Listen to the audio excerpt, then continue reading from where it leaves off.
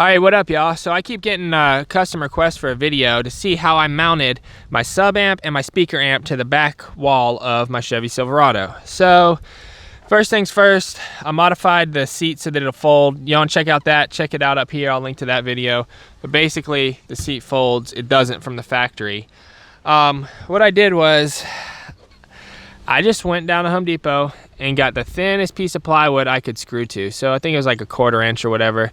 As you can see, I just glued it to the back plate, and when you're looking at this stock, it's probably got a big rubber piece here. Pulled that off. This is glued to the back firewall. Pulled it off, and then I just glued it up there, and I'll show you how I kept it from sliding off and let it set up. I'll show you the setup in a second, but I did this whole thing about 8 years ago. It's been flawless since. Things to look out for when you do this: it's got a metal bar running along here. You got to be careful of that because it will squish your amps. And you can see it hit the front of my Hifonics here pretty badly a long time ago. Basically what I'm talking about is when you fold the seat back up, come on. See, it hits, it almost hits, like it barely, just barely kisses it. And it only does that when you raise it. But once the seat's in place, you're good. Once it's back up like that, you're good. So other concerns, use the thinnest piece of plywood you possibly can. First time I did this, I did 3/4 inch, and yeah, I had to rip it all off because it was too thick because of this one little clearance issue here. So use the thin piece. Airflow, we got good airflow back up in here. I caught a lot of flack for that. People were saying, oh man, your amps are gonna burn, your amps are gonna burn. Well, they're not gonna burn because you can see, look at all that room in here. I mean, I can put 2 fists back. I could stick my whole arm back up in there. So it's got plenty of airflow.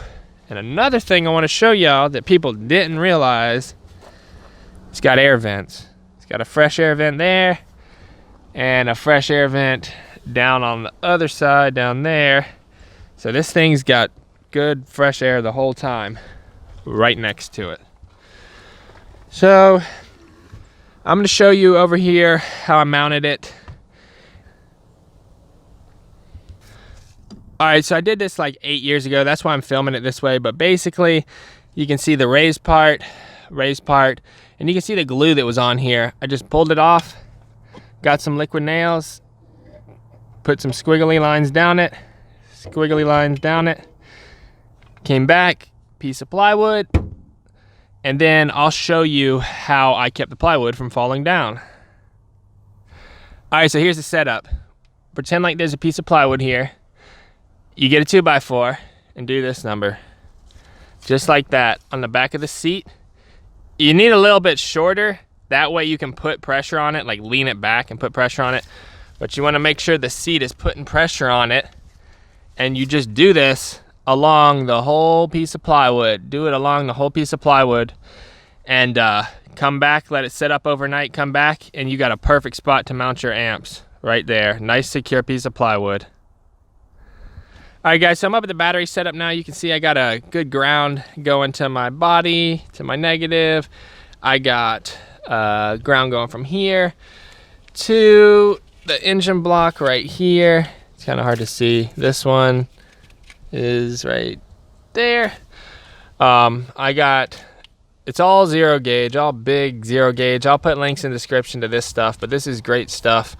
I gotta go from the positive to the positive right here, and then I got my fuse block going from the positive here, right here, and then it runs down on the top of the frame and it comes over here.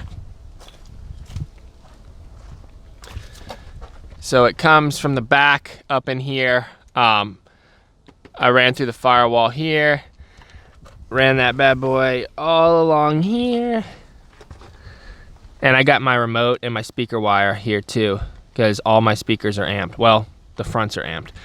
And then the power wire goes up. Come on. And it comes out right down there and goes right here. So, and then I just have it grounded to the chassis. it goes down. I'll show you that.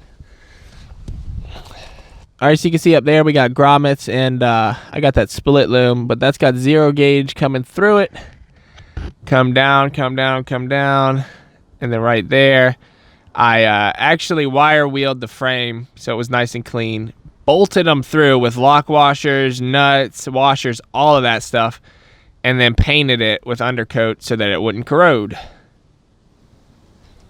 All right, guys, so check out the sub box here. It's an under the seat sub box. I got two 12s in here. They're both down firing. It's sealed. They're Dayton 12s, 750 watts RMS a piece. Both wired 2 ohms, 2 ohms, and then the final impedance is 1 ohm to the monoblock sub amp. But basically, I'll put links to some of these, but these under the seat boxes are pretty good. If you want ported 12s under the seat, you're pretty limited to 1 12 in these trucks, unless you make a super custom box. But I got a piece of 2x4 under here, lift it up, little extra. We got 1.5 inches up under here. We got good clearance. And yeah, that's the sub box on this thing. All right, so you can see my wiring set up here. I got more fuses back here. It's a little dark, but basically I got 0 gauge going in, 2 fuses going out, and then I got my speaker wire ran. I have the style wire. I got these ones off of Amazon. So those are really good. They're hard to see, but they're the screw down type. They're not the push type, and they're much better. So I just got that like that. And then you gotta push the whole thing back.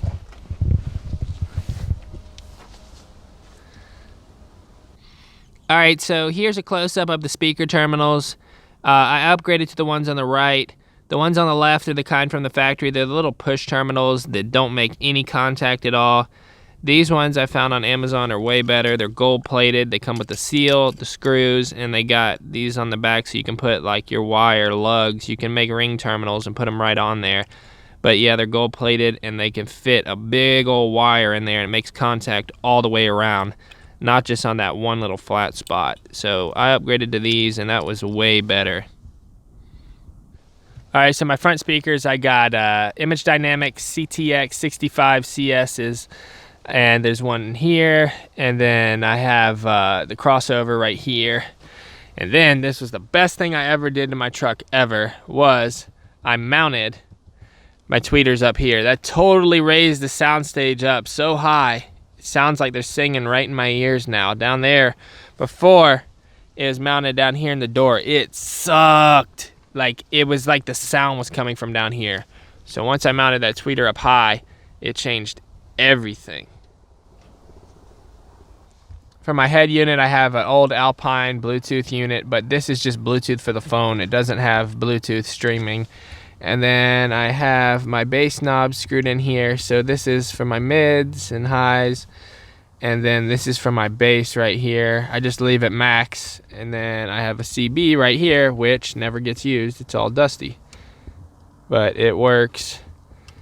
And that's basically my setup. Very simple. Pretty loud. It's pushing, 1700 watts to the sub. I think it was like 200 watts to the speakers total. Pretty modest system. I want it to be way louder bass wise.